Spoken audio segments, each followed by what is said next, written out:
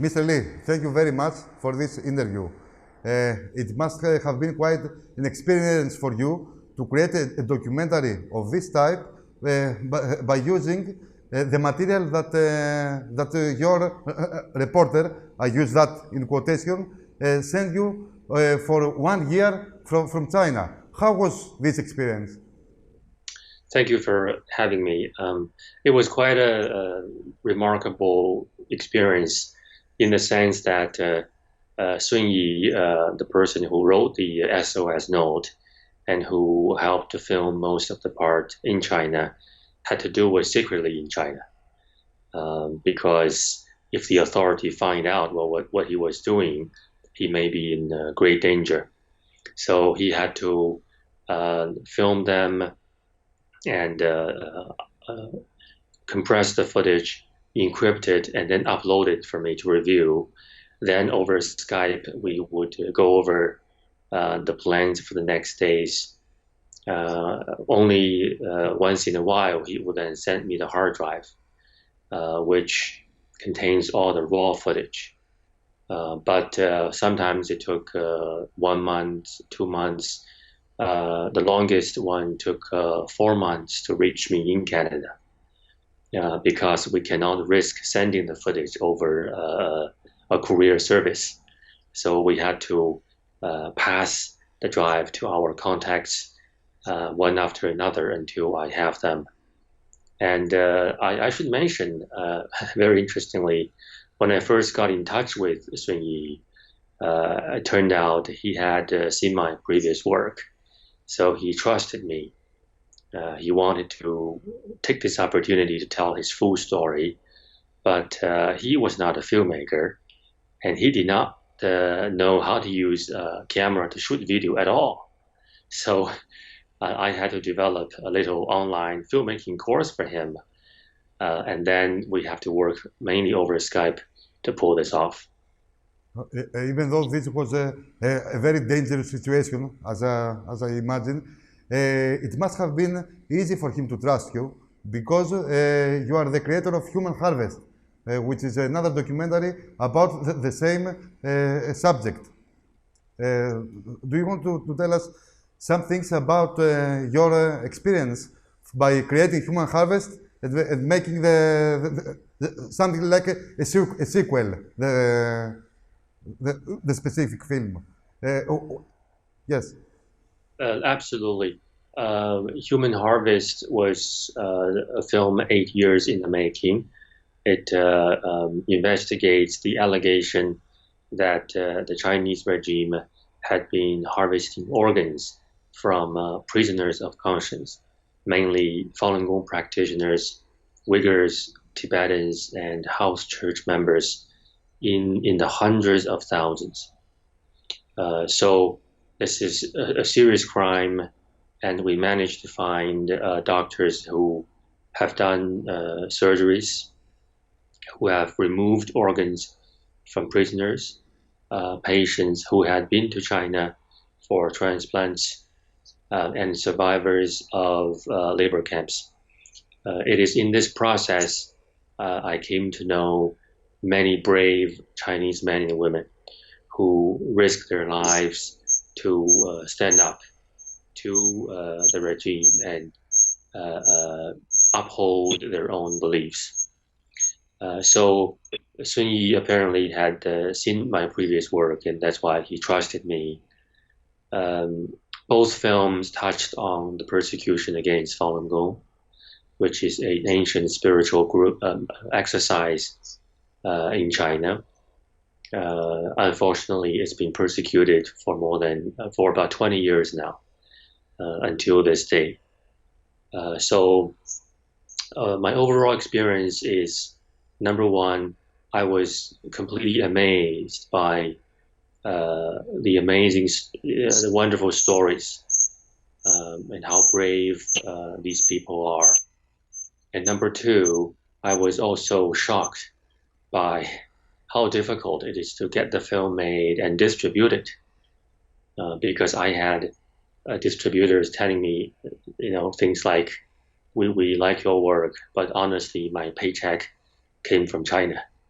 I had very large digital platforms telling me, because we are developing our business in China, we cannot take on your films. So it's been incredibly difficult, but at the same time, I think it's really worth the efforts, because whoever ended up seeing these films were really moved by the story. Their eyes and mind were opened by the film, and I think that's very encouraging. Let me notice that if it wasn't you and a few other people, like two other Canadians, which they have given interview to zoukla.gr, to our medium, this horrible and unbelievable story wouldn't be known to the public. And still, how is this possible? I want you to tell me your impressions for a state to treat like this people who are just practitioners of meditation, of goodness, kindness, and all that. This is still too amazing to believe. Yes, people often ask me why Falun Gong practitioners are so severely persecuted, because it is certainly against common sense. Exactly. Why would anybody go against these peaceful people? As a matter of fact, right after Falun Gong was introduced, it was quite popular in China, and the Chinese government were very supportive of Falun Gong, right until 1999, when then President Jiang Zemin launched the crackdown. And even now, people are still confused as to why. But I think most China scholars agree on three causes on why this happened. One, because there were simply too many people practicing Falun Gong. The government of China estimated there were about 70 million to 100 million practitioners by 1999, and it outnumbered the membership of the Communist Party. The Communist Party is certainly very paranoid by any group, regardless of what they believe in. So this is probably one reason.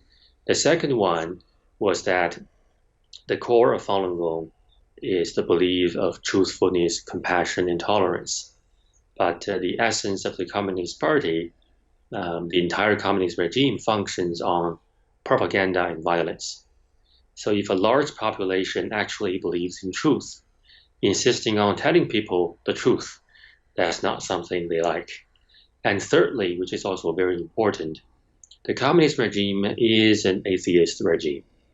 So since it took power in 1949, they systematically destroyed all religion and beliefs in China. If you go to China now, of course, you still see many temples, you see churches. On the surface, there seems to be freedom of belief, but all these groups are very tightly controlled. Just give you one example. If you have a handful of people celebrating Christmas at home, and you happen to be Christians, this is not allowed. You can be arrested, because now they label you as a house church member. So Falun Gong has a spiritual element, and it is not controlled by the government. So because of all these reasons, although Falun Gong has no political agenda, at least the people I interviewed, I find out that they are just like people who practice yoga or Tai Chi. They do their exercise, they have a way of life, then they go to work. Yeah, so it's really no threat to anybody. But it's still persecuted in mainland China today. I have to point out that mainland China is the only jurisdiction that Falun Gong is outlawed. It is welcomed and certainly legal anywhere else in the world, including Hong Kong and Taiwan. But still, it is persecuted in China. Correct. Is it true, those happy news, that the concentration camps have ceased to exist recently in China? You mean they have... they have abandoned this program, this horrible program on the concentration camps, all those tortures that we saw in your documentary, and all that. Do you believe that those things have stopped in China now? Partly because of the letter Sun Yi wrote and the publicity it got. China officially abolished the re-education through labor system. Over 300 camps were closed, and more than 160,000 prisoners were freed. So that was certainly a partial victory. Unfortunately, the new forms of camps were set up. Sometimes they're called legal re-education center. Sometimes they are just black jails. And many dissidents are now sentenced to prison. So although the re-education through labor system is gone, the persecution never stopped. And recently, I'm sure many people heard about the so-called re-education camps in Xinjiang, where they kept an estimated of 2 million Muslims. They said they were job training centers, but they're not.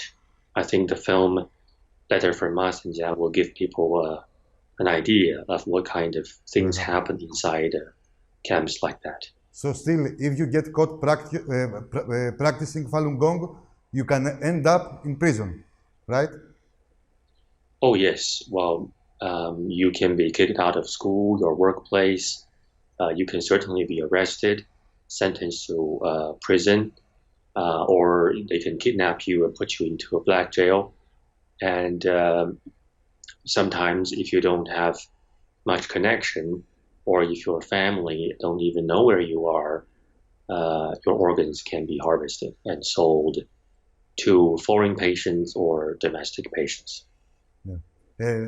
You had the chance to meet Sun Yi before some years. Is that right? You met him. Yeah. I would like to hear some things about your conversation. After all those efforts, or the secret, your secret communications about the documentary, when you met, what did you say? What was your discussion? Although when we finally met, it was our first time meeting each other, but because we had been working on this film for so long, we were like old friends. And he was such a wonderful person to be with, in the sense that he's always so optimistic. He wasn't in a very good situation when we met in Indonesia, because he was seeking refugee protection and he couldn't work. But still, he was constantly worrying about whether the weather was too hot for the crew. And Julie Keith, the woman who received the letter, also met him in person. And the night before our big meeting, Sun Yi insisted in buying flowers for her.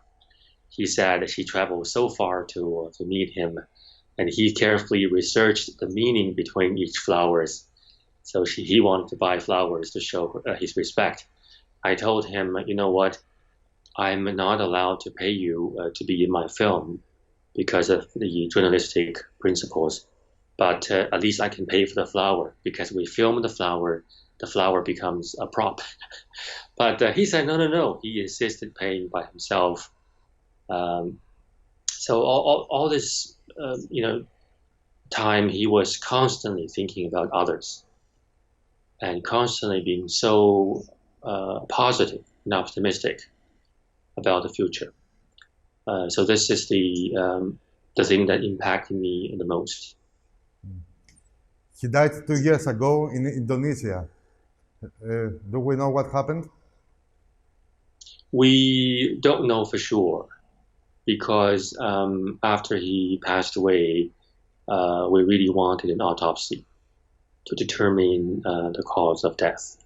But before an autopsy was carried out, his body was quickly cremated. So we don't have anything anything that can be used as hard evidence.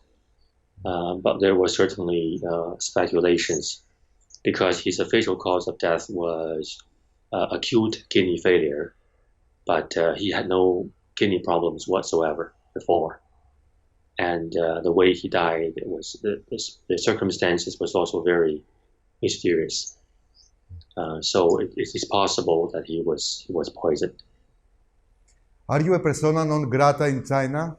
Can you travel to China? You personally? There was no official ban, so I suppose I can still go back. Whether I can leave again or not is a different question. So it's probably safer for me to stay outside for a while, at least for now. And one more question. Would I exaggerate if I said that this communication of you and Sun Yi may have saved hundreds of thousands of lives? Would that be an exaggeration if I say that? Well, Sun Yi's effort certainly saved lives. Because of the letter and the international publicity, the entire labor camp system in the end were abolished. And at the time, as I mentioned, over 160,000 detainees were freed. Given what's going on inside the camps, if they were not freed, many of them would have been tortured and possibly killed. And this is not the only thing Sun Yi did. When he was in China, he was doing technical support for people who run underground presses, distributing flyers and brochures and telling people what's going on. So his efforts and with the help of Julie Keith certainly saved lives, I believe. Yeah. And your future plans? I'm working on more films. Sorry? More films about human rights situations in China. I feel privileged that many people, because of my previous films, came to me with their amazing stories.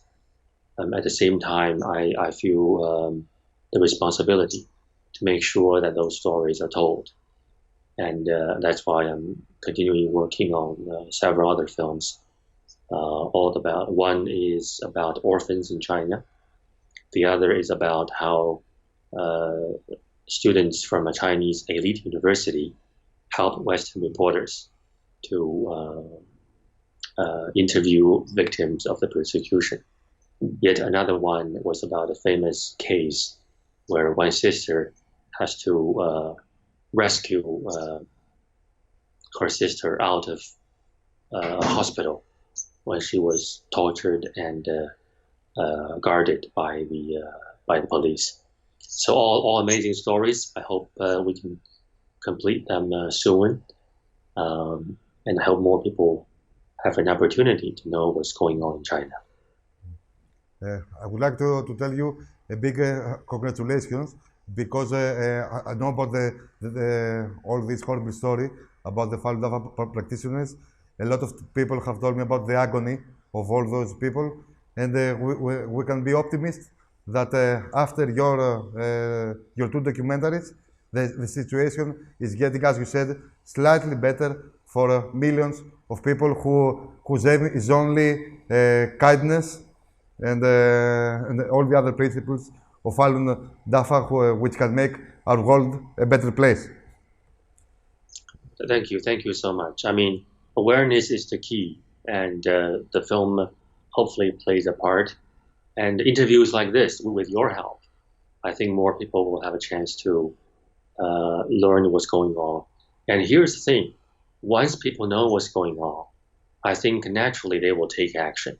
Whether it's a small action of just passing on the information to their friends and family, or bigger action if they are in position of power. So I think the key is to let people know what's going on. Yes, and I think you have done a very, very good job on that with a very serious result.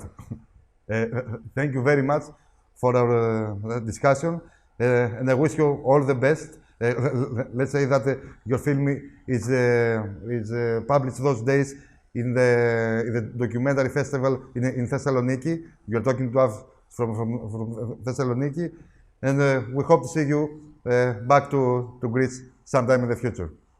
Thank you.